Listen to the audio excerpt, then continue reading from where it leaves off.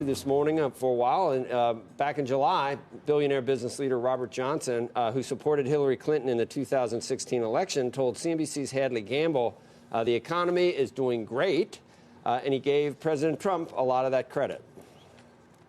I think the economy is doing absolutely great, and it's particularly reaching into populations that heretofore have had very bad problems in terms of jobs, unemployment, and the opportunities that come with full employment. So African American unemployment is at its lowest level. I give President Trump, and I've said this before on Squawk Box, I give President a lot of credit for moving the economy in a positive direction that's benefiting a large number of Americans. I think the tax cuts clearly helped stimulate the economy. I think business people have a little bit more confidence in the way the economy is going. Trump responded with a tweet reconfirming what Johnson said about the economy, tax cuts, and jobs. And the president added, "Thank you, Robert, one of our great business leaders." So welcome, Bob, today. It's great to have you here. I guess thanks. First thing I would ask you, just that might be most relatable to our viewers, is the economy, do you still see it the same way? Because we've had a lot of recession fears lately. So instead of getting into the politics of it, is business good at our I'm not going to define what a recession is. I mean, the economists can do that. You know what it means. But the real issue for me, and then I said this on the interview you just showed, for African Americans, the trend continues to be favorable. The more African Americans have entered the workplace in the last cycle, more African American women are getting hired in the workplace, and the unemployment rate has drifted downward. Historical levels. Yeah. So when you look at all of that and you say, where is that coming from? And it's coming from business people hiring more minorities. That means they're doing very well in terms of a investment in new plant and equipment and in growth and therefore in people.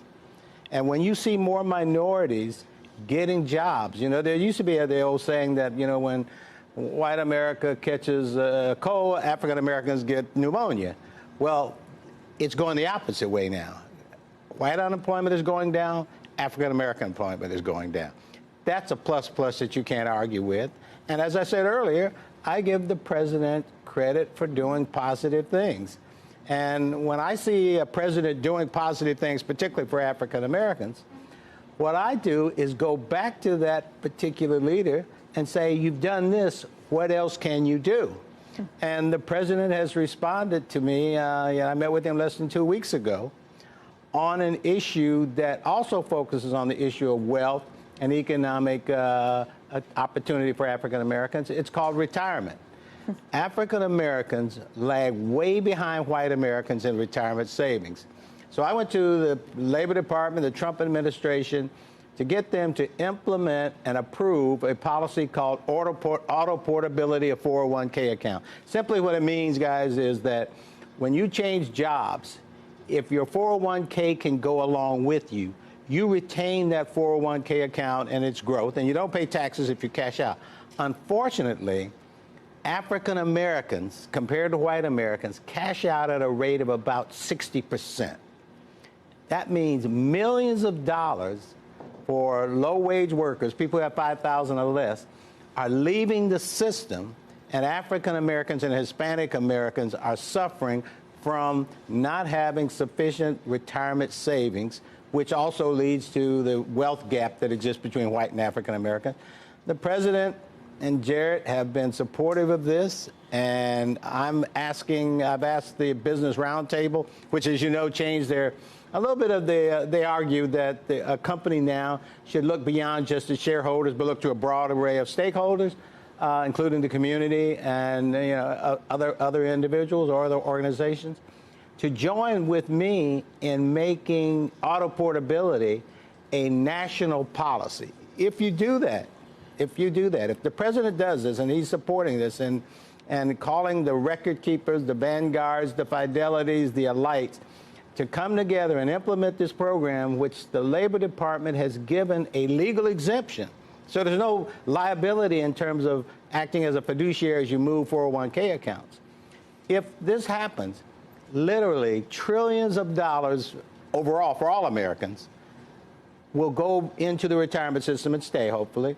And more importantly, close to $600 million to $1 billion of retirement wealth will be retained by minority, African American, and Hispanic Bob, Americans. just It's a positive thing to do. explain what's different about the program, though. I thought I could take my 401k with me now. What's different about this? What's different now is that you can take it, but what happens if you're not sort of, you got the knowledge that you're moving from job A to job B, and you know you're going to do that. If somebody doesn't say, hey, you know, Becky, I can also make sure that when you move from job A to B, your 401k so it's will kind of follow shepherded you. for me? It's, yeah, making it easier for you because you got options. You can do it yourself, but that's You can do a complicated. rollover You got into it's an complicated IRA yourself. or You something can like that, take the yeah. cash. You can demand you take the cash. What happens is, unfortunately, as I said earlier, African Americans and Hispanic Americans take the cash. Is it because they don't know to roll it over, or is it because that they don't have savings and maybe they need the cash at that point? It's to get them because through there's job probably a transition? history of lack of savings because you don't have the wealth. You got to have some money to save. The other is that it's complicated. But once what we do at the Retirement Clearinghouse, which manages our auto portability, is simply say, don't make any decisions until we explain to you what your options are. Right. And just that notice of there's a way to save money in your 401k program by not doing anything rash, that changes the dynamics and the behavior. Is this It's that simple. And what's- you know, one thing I'll say is all we need is the large record keepers Yeah. and the corporations Right. who to say to the record keepers, look, under my 401k policy, which all most companies have, Yep. implement auto portability, save literally hundreds of millions of dollars for low-income wage workers, billions of Are dollars. there tax implications? I assume if someone cashes out, there's taxes, and they're incurred See, there. that's the double hit. You lose, obviously, the appreciation of the 401k when the market reason I goes asked up. you, do you think Elizabeth Warren would be as amenable to this proposal as President Trump? I'm just wondering whether immediately you'd hear that there's tax. No, I mean, the tax get paid eventually anyway, don't Taxes, they? taxes get paid. So what, eventually. is it net? No, I'll tell you this. The one good thing about auto portability, Elizabeth Warren was one of the original signers of a letter that we gave to the Labor Department back when the Obama administration was in power, Right. saying auto portability is a good thing. We've got this is bipartisan. We've got a group of 11 senators led by Senator Tim Scott from South Carolina on board with this from the Republican side. And then we've got people from the Democratic side, which one is Elizabeth Warren. Right. So there's no reason why.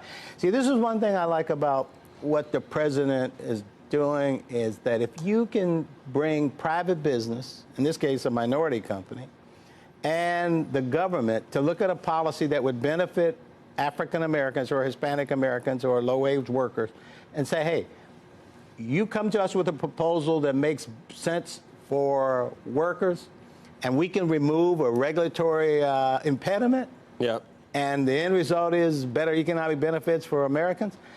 That's the kind of governing philosophy from an economic standpoint that I like. Okay, And that's so- what President Trump is So doing. did you get pushback from your comments in Paris? Would you say pushback is a word?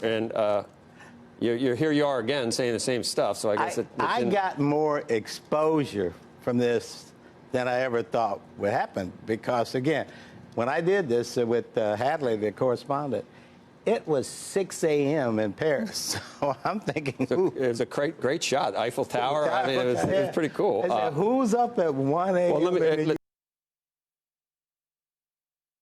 Well, Bob, you're a Worrying Democrat. about this You're a thing. lifelong Democrat. Under any circumstances, would you support the reelection of President Trump in 2020? Yeah, I don't say who I support in public. Is it possible? Well, I'll tell you what I will say, what I will do. In 1971, when the Congressional Black Caucus was founded, the Congressional Black Caucus said their philosophy is African American voters, as you said, black voters should have no permanent friends, no permanent enemies, just permanent interests.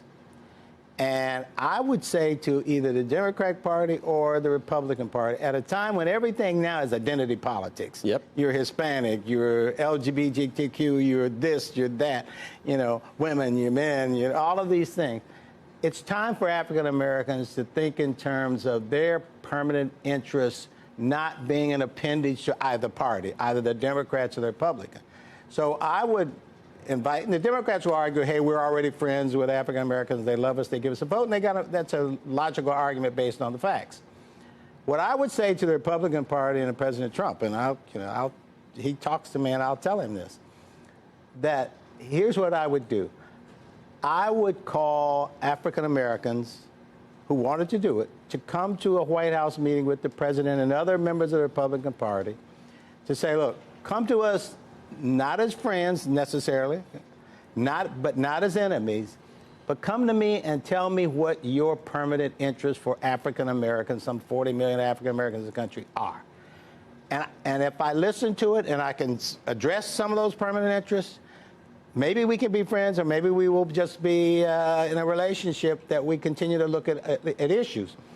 But I don't think it's fundamentally in the best interest of African Americans to be locked up in one party, particularly in an environment where everything is zero-sum game. Why? Because you get taken for granted? That's the only thing. You know, in business is competition. If you're a consumer, you want to have a company A selling you and company B because you're going to get the best results. Same thing to me in politics. And I think for too long, African Americans have failed to recognize that they can be, we can be, not they, we can be the balance of power in party. When people are talking about getting rid of the electoral college, then things start to go on, vote by numbers of majority vote. And you've got a huge voting block that can shift this way or that way. You can horse trade. And I think what the Congressional Black Caucus said in '71 should be the philosophy for African Americans today. No permanent friends, no permanent enemies, just permanent interests.